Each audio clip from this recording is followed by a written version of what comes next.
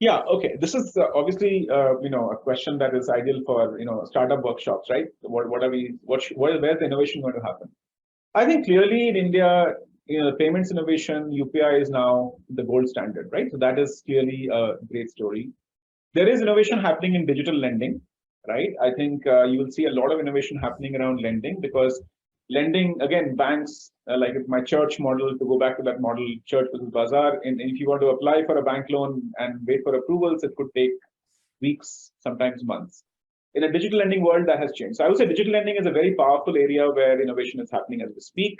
That, I mean, just yesterday, I think there was an announcement from RBI that UPI addresses can now be linked to credit cards, which is like saying you can link it to a overdraft account. So lending is coming in through UPI, in other words. So digital lending is the next frontier. You may have heard expressions like BNPL, buy now, pay later, which is the basic idea of the same thing, that you can borrow and then pay digitally, right?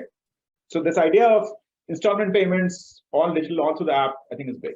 Micro insurance is big. India is a very underinsured country. Imagine the ability to actually buy and sell insurance in a democratized world. I think that's a big one for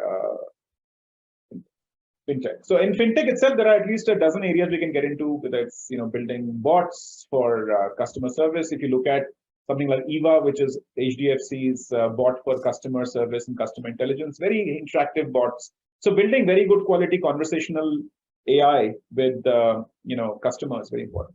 If I just abstract it back, I would say that anything to do with AI, data science, machine learning, and blockchain, I think these are fundamental technologies. I think anybody who's kind of got some insight into this and also understands some domain, right? I think I would really focus on the combination of, some solid industry domain and these technologies. And I think startups are everywhere in this space.